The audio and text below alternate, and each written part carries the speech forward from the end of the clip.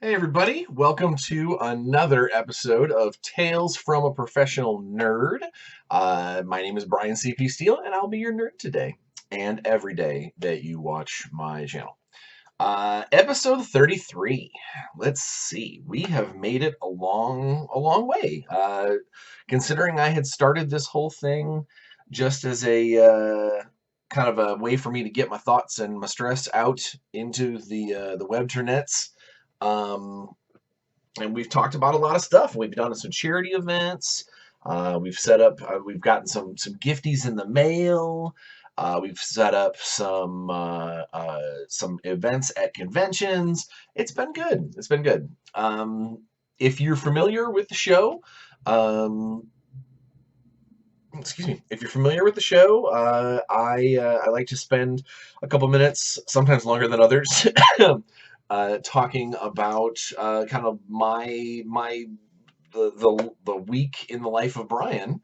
Um, so this last week was Thanksgiving, which is an American holiday where we all eat too much and we sit around and talk with family and hopefully leave happier than we arrived. Um, I actually had two Thanksgivings this last weekend. I had one with my immediate family, with my wife and kids, of which I made a duck à l'orange, and then a bunch of trimmings. And then on which went just fine. I mean, it was a small little family event. It was like basically for us, it was um, just a bigger version of regular dinner. You know, I cook a lot of dinners. This was just a fancier version.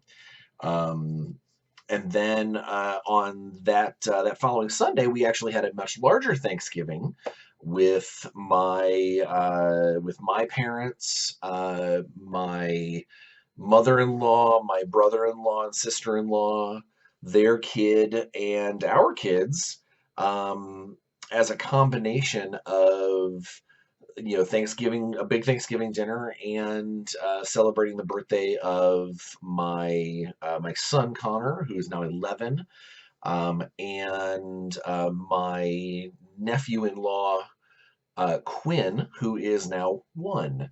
Um, so it was pretty cool. I got to make a gigantic turkey, which uh, if you followed me on Twitter, if you follow me on Facebook or anything like that, I love to cook. I don't know. I've never been like formally trained or anything like that, but I've been very fortunate to live with um, some very talented kitchen folk in the past, and I've worked a few jobs where I had access to kitchen people. Um, and I watch an astronomical amount of Food Network shows.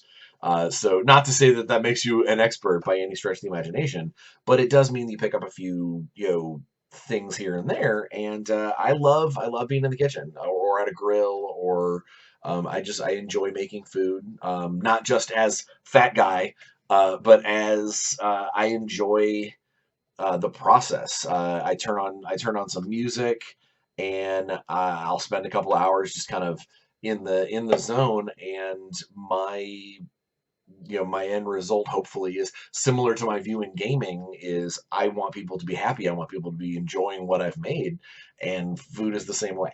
So this was definitely no different.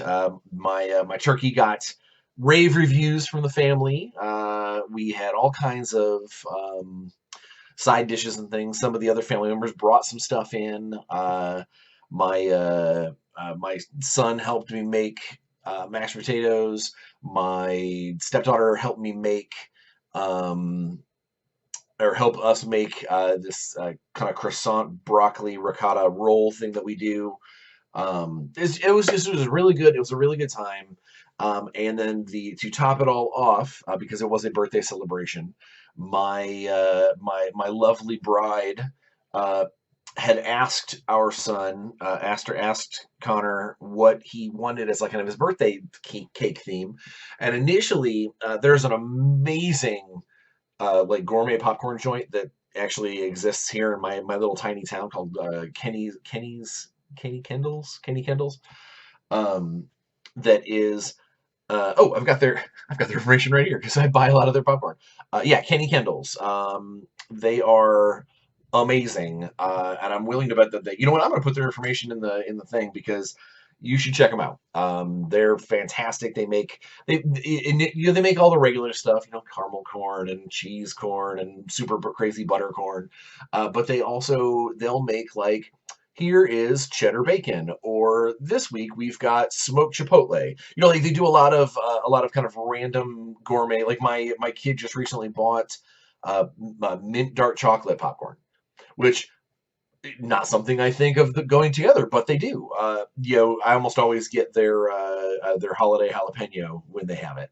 Um, but yeah, so one of the other things that they do is they make popcorn cakes, which is basically like a regular cake, but like it's got like layers of like icing and popcorn. It's weird, but it's definitely something that you know, I think everybody should probably try.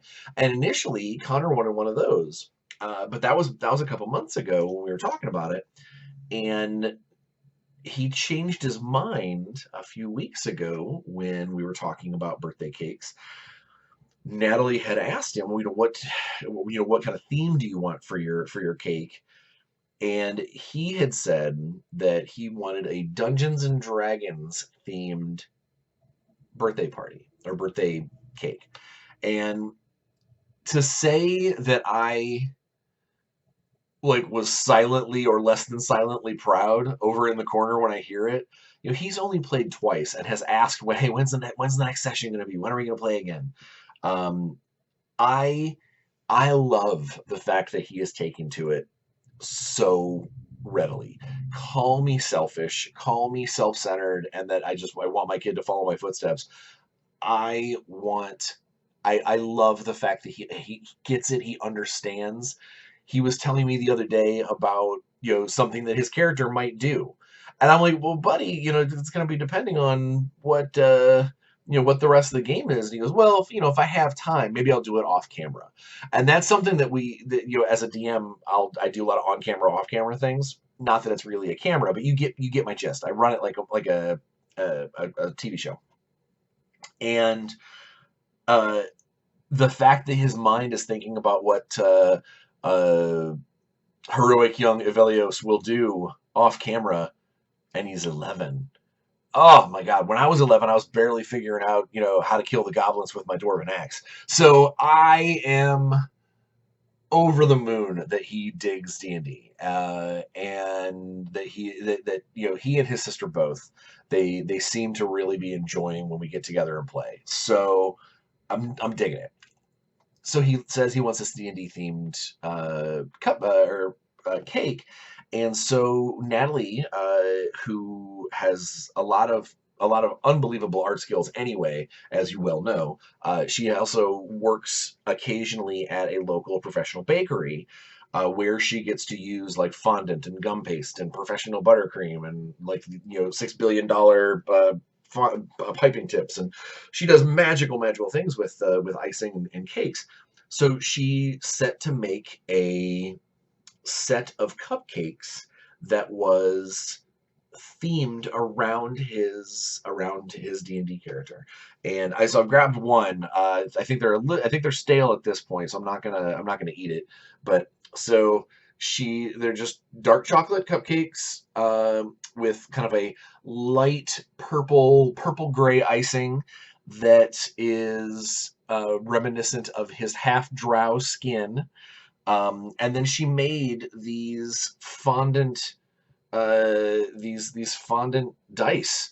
She made a whole set. Yeah, squish. She made a whole set of fondant dice. Now they're edible, not great. It's store-bought fondant. It's not like homemade fondant, so it's not great. Um, but she made a full set of his dice, colored them like his initial D&D dice.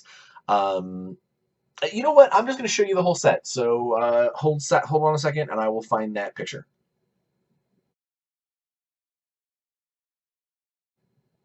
So that's what they look like, as a whole set of, you know, all of the dice, his character's greatsword, his character's bow, a couple of arrows, a hand axe that he carries.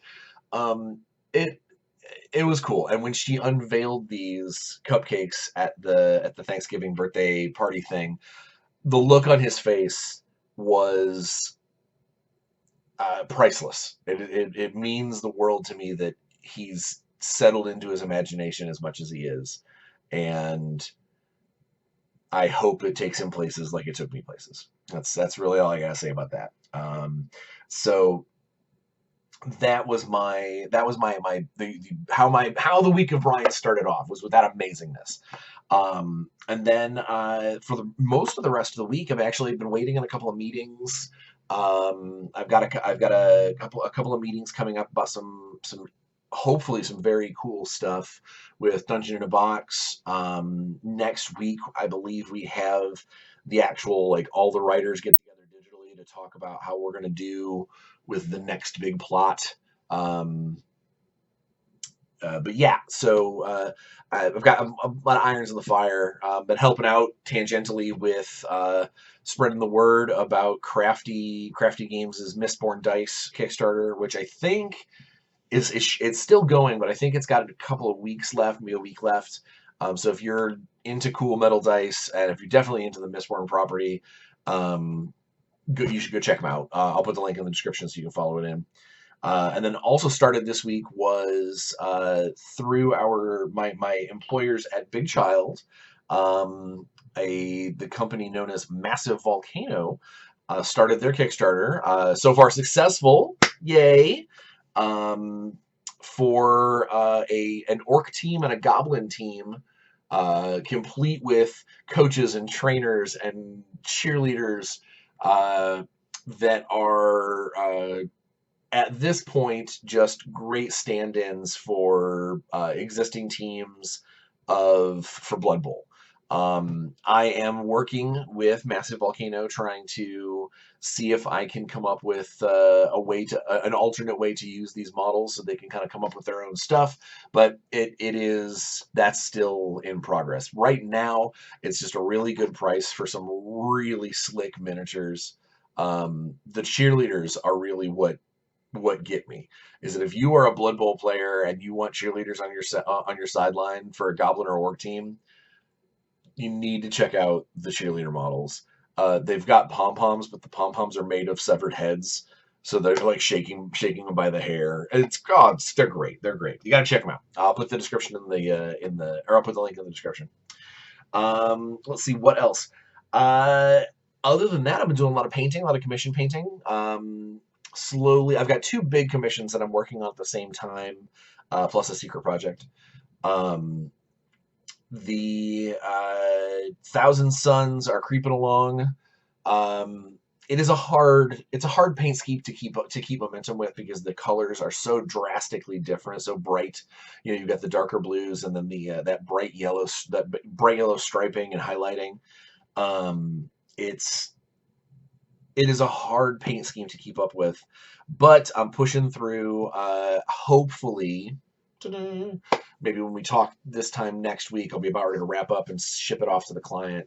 Not only just to get paid, but also I feel like I've had those models for a long time, and I feel bad for hanging on to things for too long if I'm making the progress.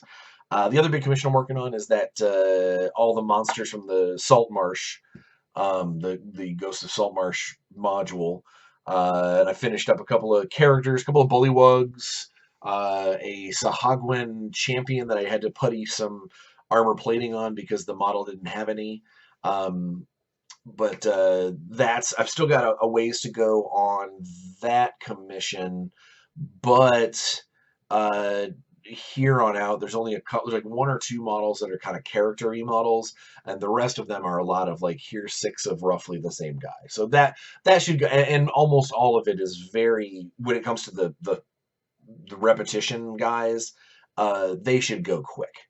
So that client should be happy here in the next couple of weeks too. But as always, what I do when I paint, I always break up the monotony of the same commission models over and over and over again by doing the occasional model for myself. I know I showed him half done, but I finished my converted Grievous see if I can get him nice and focused here, right in front of my face. So I did the conversion on him. The model actually comes with, so you could either have him with his blaster out, or a saber in each hand, or in like kind of like Death Blossom mode where he's got all four sabers out, his cloak is gone. And I really liked the idea of kind of mixing that up, so I did the conversion and cut sliced it up so his cape could fit over the blaster arm, and still have the other two saber arms out. Uh, yeah, I just thought he looks really menacing with kind of this sort of half transformed kind of thing. That and General Grievous is awesome. I think he's an amazing character that didn't get enough screen time.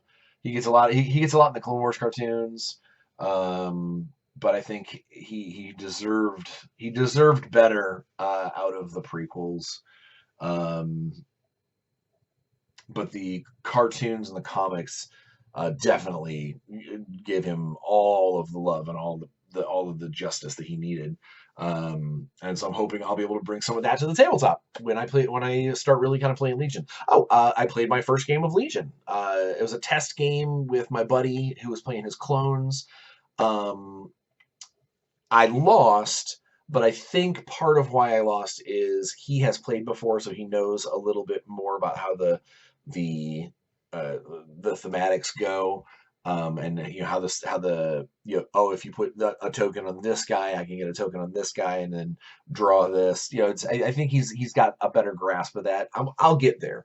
Um, Also, because I misread a card, I think I I think I shot myself in the foot on a major gambit that it's because I misread a card. And that's on me. We'll all everything is a learning experience.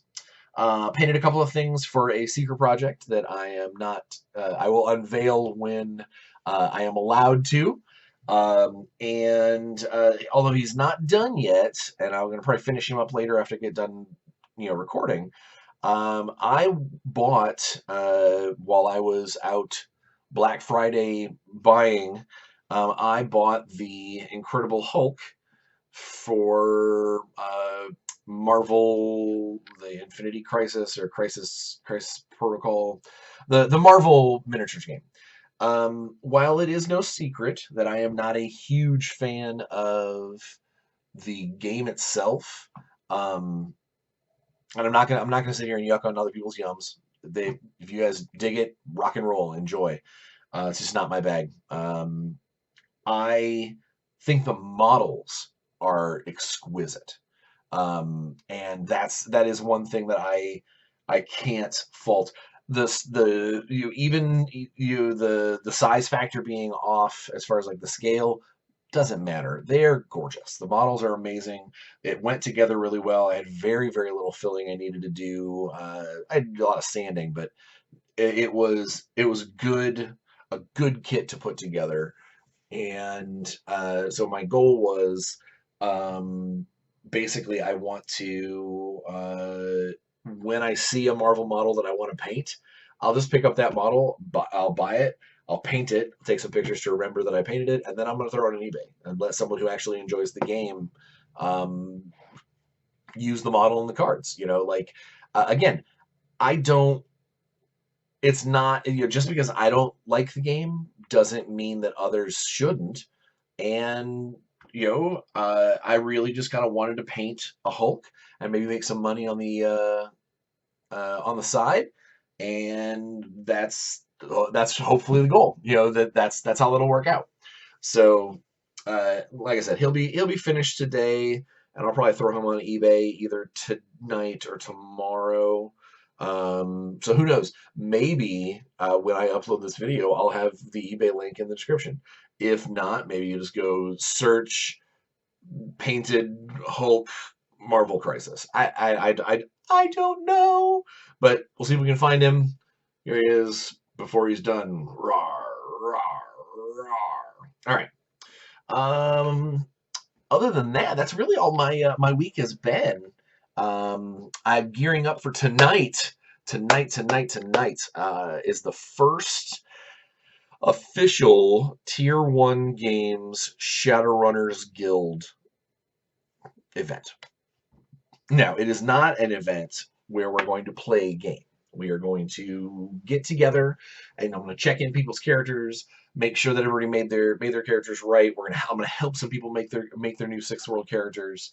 The goal here is to basically have a stable of Shadowrunners that here in 3 weeks' time, 4 weeks' time, when I do the first official, all right, here's the first gaming event, that people will have their characters ready to rock and roll, and they can sign up and say, Squid Man, I got nothing. Squiddy's on the way. They can sign up for the event, and they can show up, and they can play, and we'll be ready to rock and roll because I'll have those character sheets and I'll have them ready to go. So tonight is mostly going to be a lot of rules juggling. I'm sure I'm going to have to explain away some of the idiosyncrasies of Sixth World, because there are a few rules that, while I might not personally agree with them, I'm not going to change them unless I decide that it really is a problem. But other than that, I'm excited. It's going to be fun, which is actually one of the reasons why I wore the Armor Class 10 Shirt of the Week. Dun, dun, dun. It says, chaotic good, doing the right thing even if it means I have to kill everyone in the process. So today's episode is titled Character Morality. And this has been something that has come up several times in many, many games over the years. That some game systems have an alignment system or a morality system. And I think that individual games handle it, individually, and handle it as best as they can for themselves. And the old standby, I'm going to dive right in.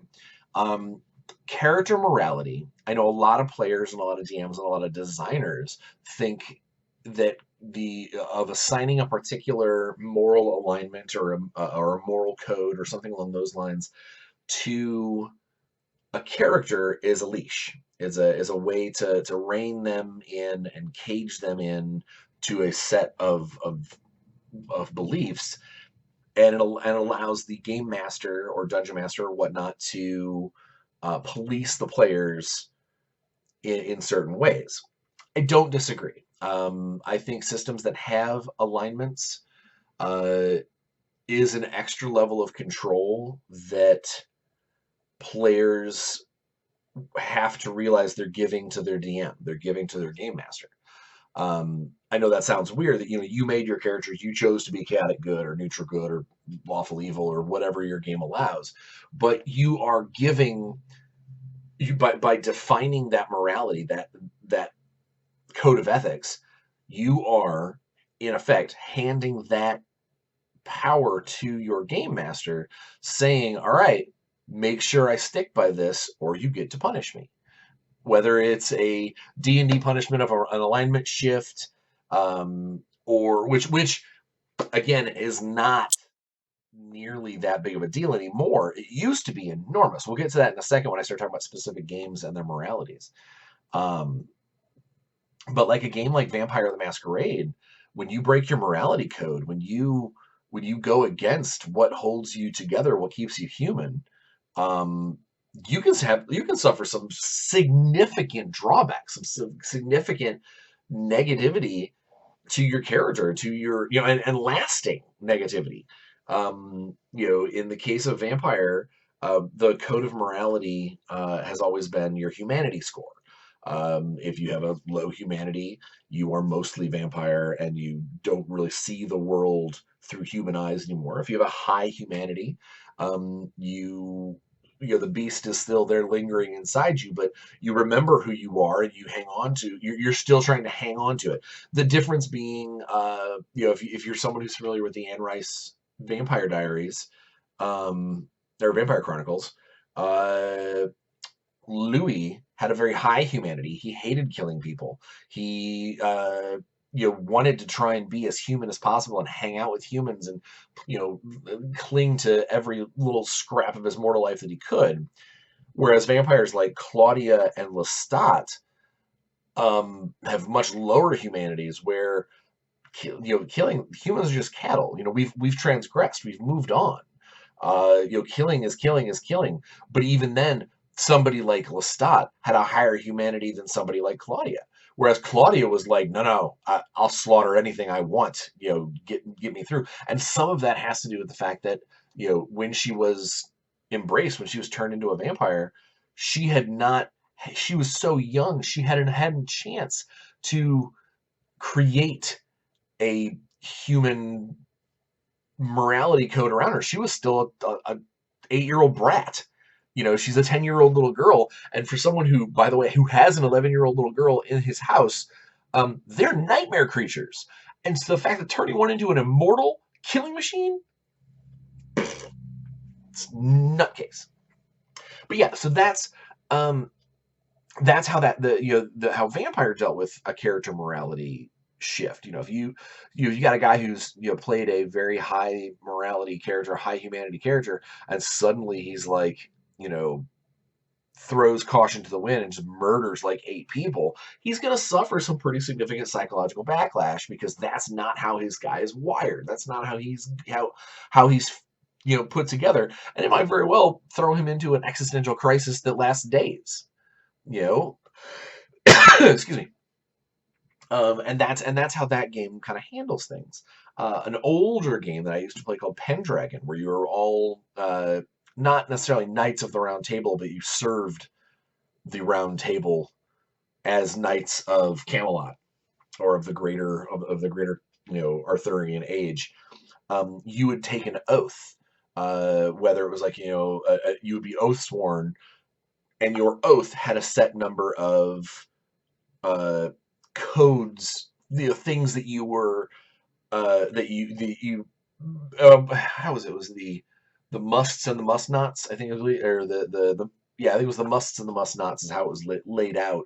And like the musts were, depending on which code you took and who you followed, and what brought you to the to that kind of chivalrous level, is some of it could be you must defend the weak. You must defend the unarmed. You must you must always have weapon in hand. And then like the must nots were like, you must not fight an unarmed, you must not fight armed versus an unarmed foe, or you must not ever attack dishonorably, or it got down to some of the weird ones, like you must not fight from horseback. Like one of those, that's a weird thing to say. And it's like, well, because depending on your foe, that could be an unfair advantage. Or you must, some of those codes were you must not imbibe alcohol. And now, again, from a player's perspective, okay, big deal, my character can't drink.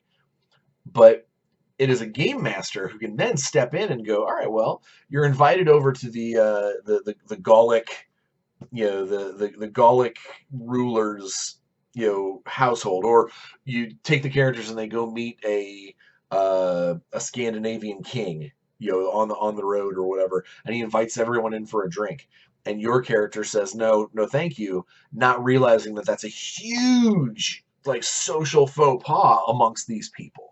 You should have taken the drink and at least spilled it, like something along those lines. That's how these morality codes in a game can not only create plot, but create tension and kind of create the boundaries, the emotional and mental boundaries that your characters have to deal with. And that makes them more than just numbers on a page. You have to give them emotion. You have to give them, why are they this way? Why did my, Sir Henry take this particular oath? Why is James the Gangrel sitting at Humanity 9 and refuses to feed on humans? These are These are stories in the making. And so I think character morality in games gives you that opportunity to add more to your character, to make them more than just the numbers on the page. Right, take a drink. So, another game. It's been a while since I've played, but Palladium's Rifts. Rifts is I'm freely going to say this. Rifts is a silly game. It is a goofy game. It is an interesting idea. The multiverse basically is tearing itself apart, and there are these ley lines and rifts that are opening up, allowing things to travel interdimensionally and through time and all that stuff. And so it gives a game master and it gives players the ability to basically use this universal system, this universal gaming system, to create whatever the hell game they want to play. Do you want to play Teenage Mutant Ninja Turtles?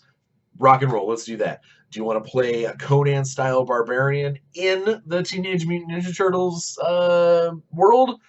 Cool, you fell out of one of the portals, you fell out of one of the rifts into downtown Manhattan, and your first person that you see is Casey Jones fighting off some Foot Clan.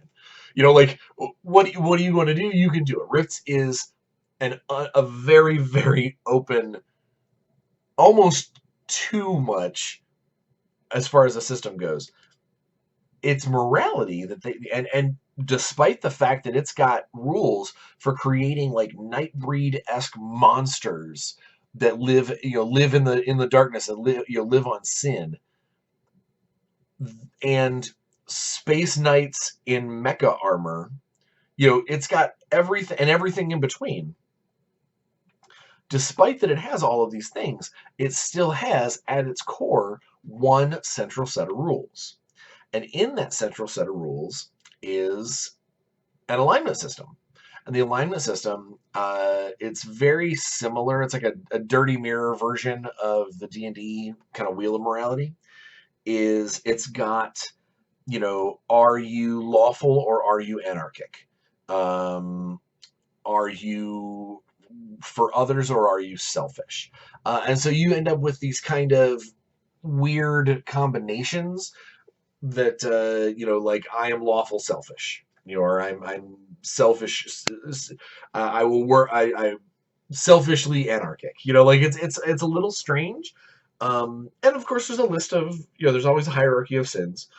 If you're this particular type of character, if this is the alignment that the morality that you follow, then these are your no-nos and these are what you generally are.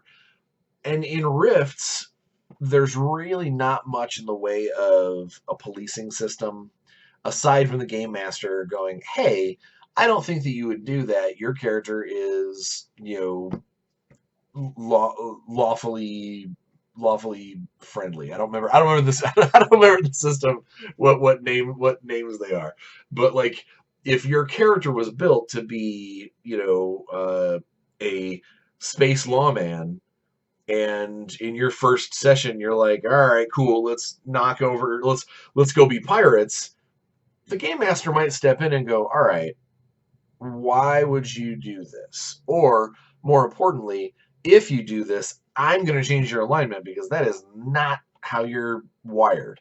Or perhaps maybe the character, the guy who this space lawman writes the GM a note and says, hey, I'm only doing this to go undercover because I want to see who's actually pulling the strings of the pirate organization or whatever. So there's things to do with it, but more than anything, there is still a set code that the character has to follow. And yeah, we see people kind of push those boundaries, in that same, we'll use that example. The lawman who tells the game master, hey, I'm going to sneak in with these pirates and try and get to the top. And then, 2 sessions later, he's executing prisoners because he's been hanging out with these pirates for so long that, it's become kind of the next way, just sort of the way that he's thinking about it. And that's something that I think might be a gentle reminder of, hey, you're walking a fine line of, yeah, you might stand back and chronicle the situation, or no, I've got to run and I gotta go check the cannons.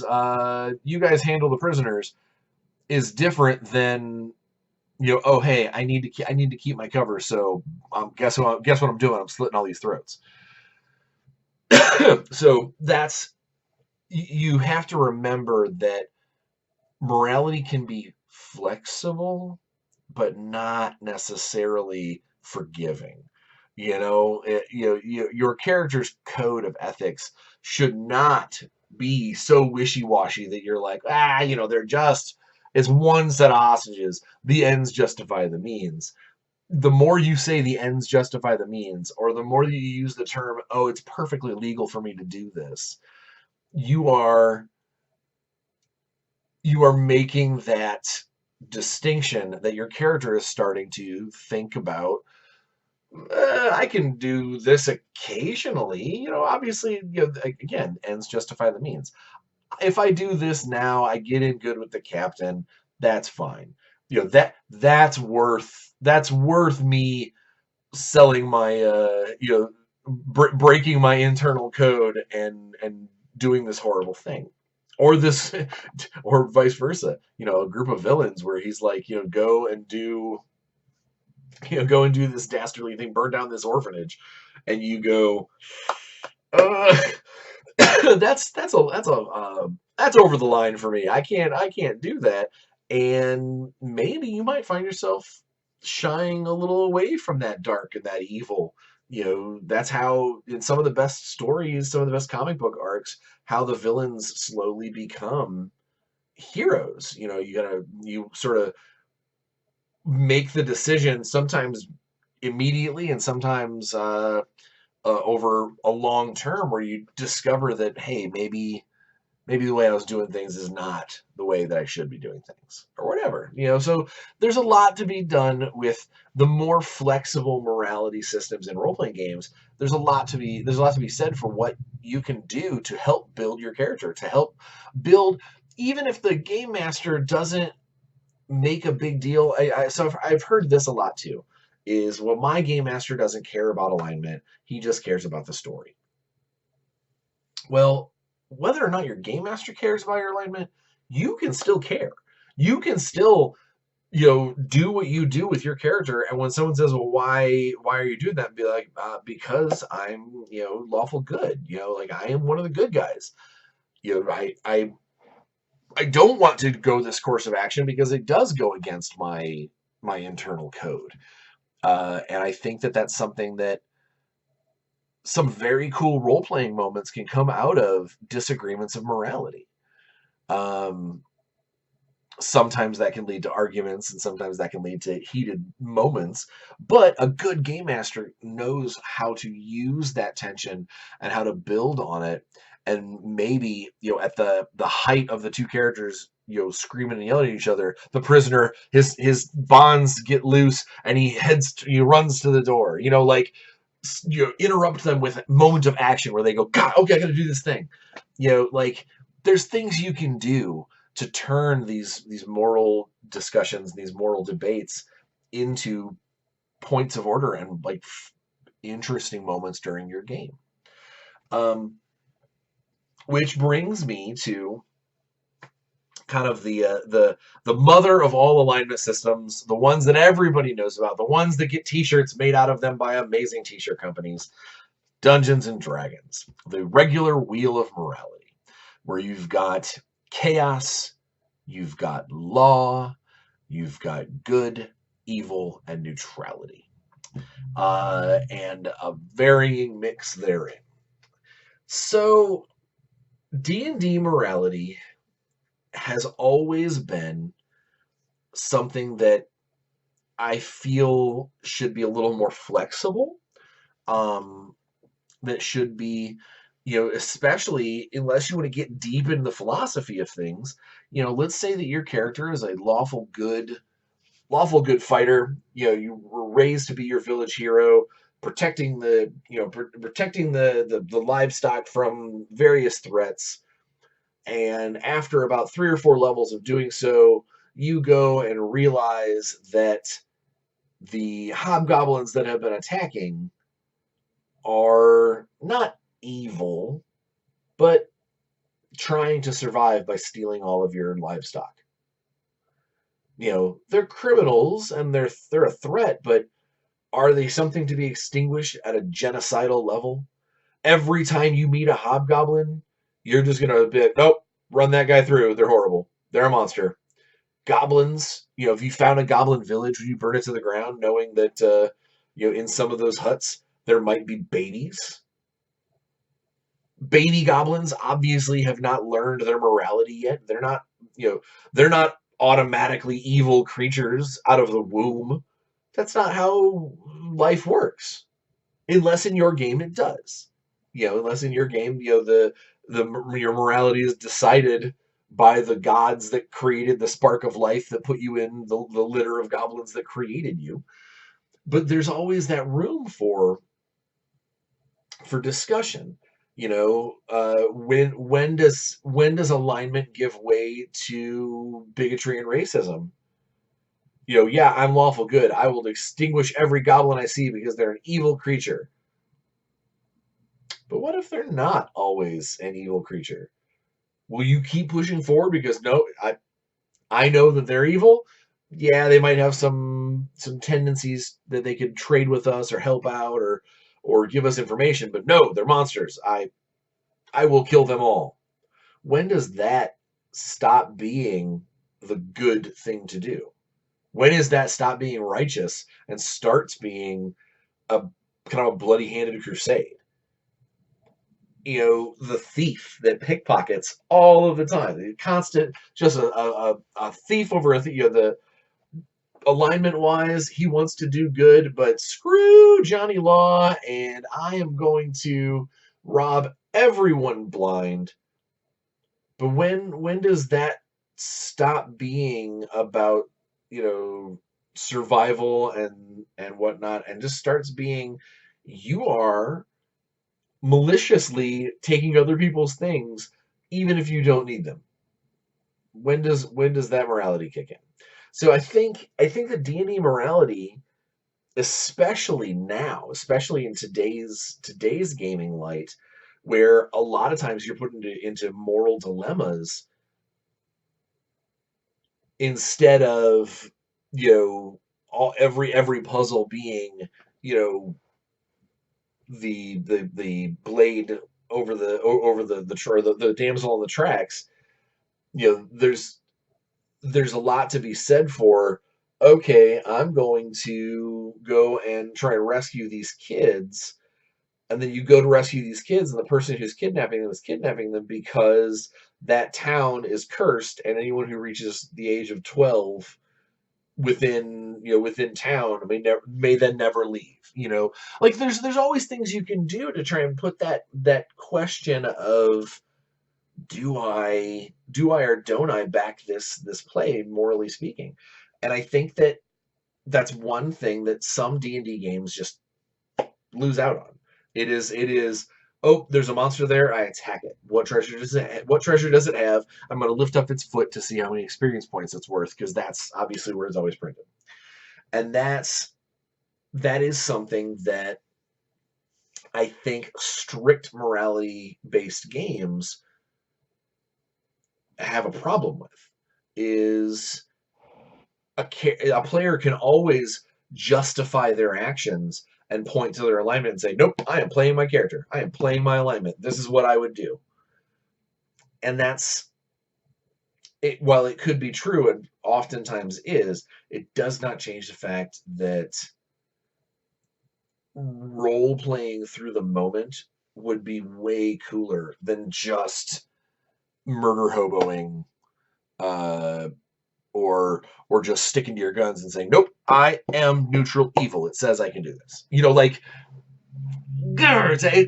It's that whole, the unwritten rules are just as important as the written ones.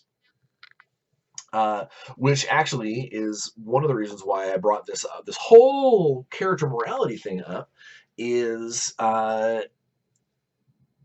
you can tell by the newer game systems that are being made that character morality is slowly becoming more and more part of role playing your character and less of a hard and fast rule.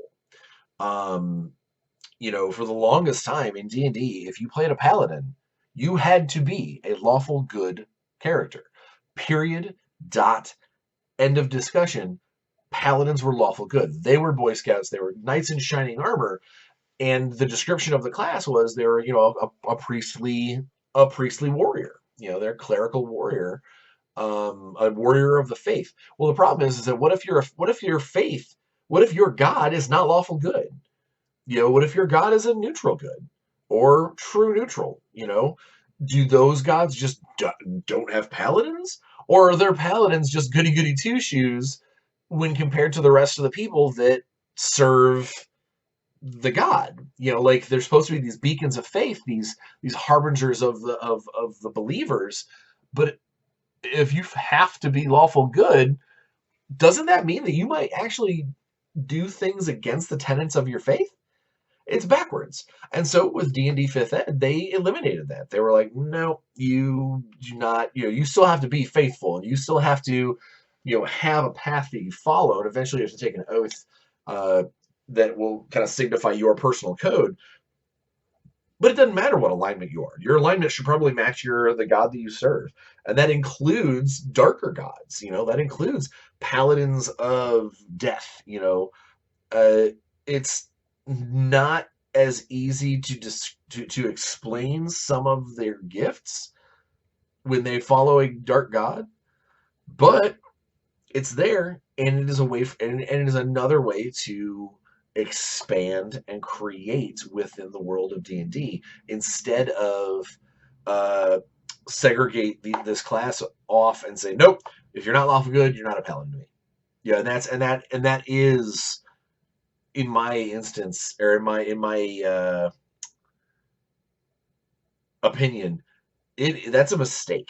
Reining someone in and saying it's the same reason why, if you are in older D&D, if you used poison in any capacity, you were evil, and that seems really dumb. A lot of the poisons knock people out. A lot of poisons are the best thing for a burglar. Get somebody to drink from your canteen, and they pass out, and you rifle through their goods all night. Selfish? Sure. Evil? I don't know about that. That seems drastic. The old assassin subclass of thief or of rogue required you to be of an evil alignment. And that always weirded me out, because that's implying that killing, whether, in this case for money, killing is an evil act. And if that is true, then most of our characters in D&D are evil. Because how many games have you ever been in where your character sees the goblin village and does not wait to watch to see if these are peaceful goblins? The arrows start flying and the spells start slinging. Does that make all those player characters evil? In a certain sense, sure, if someone's deciding to look that route. So D&D 5th Ed has taken alignment and made it into more of a role-playing incentive, a way for you to help define where your character's mentality is, but not necessarily a strict hammer-down code. One of my least favorite things from old D&D, paladins made me crazy, and not just because they were lawful good. It was because one of the powers that they had at a certain point was detect evil. And in old D&D, detect evil allowed you basically to just go, what's that? Is that guy an evil alignment? Yep. All right, cool. He's a villain. Kill him. And that's a problem. That means you can't, unless you build in like extra safeguards and special magic items and all that stuff, your villains can never hide. They can never not be, that paladin can always be like, all right, I check him. Is he evil? Nope. All right, good. Grrr, quit checking all my dudes. And so in 5th Ed, the new version of detect evil or protection from evil or all these other from evil or good, these seemingly alignment-based spells, it has nothing to do with the alignment. It has everything to do with the fact that it's like otherworldly evil, undead, fiends, the Fae. These are creatures that you're not really detecting they're evil because they might not be, but they are not unnatural, and they go against kind of the general code of creation, and that is why they get picked up or protected from or whatever these spells that are alignment based. And I think that is such a better way of handling it than just basically saying, nope, are you evil? I hear evil. I smell evil. Kill that guy. It just made too many matter-of-fact decisions. Well, as a paladin, I'm going to kill this guy because I detect that he's evil and I am good. Well, you just killed the one guy who's going to show you into the dungeon because, yeah, although he's neutral evil, he hates the Vicar more than you do. Like these are role-playing moments and story moments and plot moments that were originally ruined by how structured rules were based off of morality. And I think that's my big thing is I love games where you build a character, and if there is a morality code in there, sure, that's fine, but it's mostly just there to help you as a player define and describe your character to others. So in a quick and dirty way, I build a character. I can go to my game master and say, "All right, here, take a look at this." He sees lawful evil in the alignment and immediately goes, "Okay, well, this guy's basically a wolf in sheep's clothing. He's a villain. He's definitely not going to be the guy who we ask, should we save the world?" Um, that's kind of where I'm at. Is that there, and then there's also these games that just forego alignment altogether. There's like, nah, you don't even need it. Like just build your character and tell me whether or not he's a good guy or bad guy. Show me through your actions in game what kind of character, what kind of moral backbone you have. And tonight, this is a segue why today's topic was important to me, is because tonight we're making Shadowrun characters, and Shadowrunners, as kind of a rule, are morally flexible. That's what they get hired for. Is I need, my corporation needs this stuff stolen from another corporation. And if you try to play a super goody two shoes in Shadowrun, you will find yourself in such strange situations because now you're gonna try and thwart your fellow players from doing stuff, or are you doing this Shadowrunner life just long enough to get enough dirt on somebody to retire, or are you legitimately I played a character once. I played a Minotaur Street Samurai named Toro. That basically Toro was a homeless guy who signed up for a bunch of like body experiments, and when he was done with it, he was in debt to a company.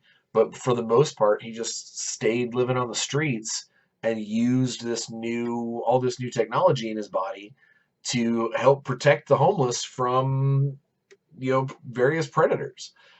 And there was a session. I brought Toro to a Shadowrun missions game where you play with strangers, play a very specific game module. And during the module, there was an instance where basically the game master just sort of assumed that we killed this guy who surrendered. All right, we're just gonna when you're done with him, you can cast him aside. And I was like, what are you talking about? We're gonna bring him with. He is a prisoner. And everyone was like, wow, let's kill him. We don't need him. He's not worth anything. And it's that sort of, it is hard. It can make for some very cool conversations, but it is a very difficult, a difficult game system to try and play any sort of moral code that isn't oh, I won't shoot kids, or I will never, like almost go back to that Pendragon oath stuff. There's ways for a Shadowrun character to have an oath that's like, I won't do this, or I will always do this. But that won't cover all the bases. It never does. And I think that that's one of the reasons why I do like Shadowrun is because you make a character going into it knowing that you are probably a criminal, probably going to be skirting the law as often as possible. Hopefully not get double crossed. And if you do, you're packing a swift, group of vengeful souls with you to go take some revenge on the jerks that double crossed you. You don't need to have spelled out morality for a character to have that character be a moral, or to make moral decisions and to be moral in and of themselves. It's just you need to know when you're building your character what he believes in and what she might be down with letting slide, or are they just completely kind of numb to emotions? Are you virtually sociopathic without going on the murder spree? These are things that you can figure out with your character. And in Shadowrun, um, there is no, aside from in-game things, there is nothing that gauges your goodness or evil. Um, Not to mention, if you were a super goody-goody two-shoes Shadowrunner, you might not be very good at your job because half the time you get asked to go blow open this building. Don't worry about what's inside. If there are guards there, try not to kill them. But if you have to, we'll throw 5,000 new into their spouse. There's all this stuff that if you were stuck to a character morality like in D&D or what was the game that I was just talking about, or Rifts or something along those lines, um, you you have this kind of open field that you can do whatever you need to do, and then it comes down to playing the character traits that you have figured out for your character. You know, if the transition from immoral criminal to moral player character is a huge leap, then there might be some stopping points along the way and make it a gradual thing instead of nope, I've decided to join the party and am now a good guy. Like hell, that could be a fun scenario. The oh no, I promise if I join you guys, I absolutely promise I will not shoot people in the face anymore, unless we absolutely desperately have to. And then like the next night, she's cleaning up a body because she shot some dude in the face because oh hell, this life is harder if you have to try and talk your way out of things. So basically, I feel each different game system handles the character morality in a different way. Whether or not they put it completely in game rules type things like D&D 5 or Rifts or something along those lines, or Vampire, or if they leave it very abstract and then hand it over to the character and the game master to figure out where that balance is, where the character lies, and where they come together and make the the story fit the character fit the story. Um, so I don't have the right answer. I don't have the answer as to whether or not I think I don't think that every game should have alignments, but I definitely don't think or code of ethics. But I definitely don't think that no game should have them. I think that there are certain games that it makes a unbelievable amount of sense. You're playing one of the Angels and Demons in Nomine from Steve Jackson games back in the day. You sure as heck have a morality code that you need to be following. Playing Vampire, guess what? Unless you want to, slide down into Always Hungry Frenzy Freak Show, you're going to pay attention to your morality code. In D&D, I think you could have your morality code and enjoy it and abide by it and use it to make good character decisions and good character definements, definitions, definements. But it doesn't mean that it has to be a strict leash that no, your character is true neutral. You're doing things to balance the scales. You're doing too much for your fellow player characters. Welcome to neutral good. Like I guess at the end of the day, like most things, you could be a dick. Don't be a dick about it. You know, don't be the guy who quotes the game master, quotes the game master book at the game master that says, "Hey, his god says that he needs to do this, or else." Let them figure out their own morality. And in games where there is a morality function that, like humanity, maybe it will come up as when James, that gangrel who only feeds on deer and rabbits, um gets locked in a room with a bunch of with a bunch of like half dead hospital cases, and he's starving. That's a moral code decision. Does he start spending willpower to be like, no, I can't eat this, I can't eat this, I can't eat this? Or does he give in, eat just a little bit, feel bad about it afterwards, but then use that inner turmoil as a weapon to get to the guy who locked him in there in the first place? It's all subjective. It all depends on what your game needs and what the game system, how strict they are on defining that hierarchy of sins based off of your individual moralities. So I can't speak for you. I don't know what your morality is, but I know that my personal morality is I just want everybody to have a good time. I don't want games to go smoothly, and I want the game master to have more control than the players, but the players to have enough control over what they do to help make a back and forth good story. And as long as everybody's having a good time, evil, good, it doesn't matter. I just want everybody to go out there, have a good time, and play some games. We'll see you next week.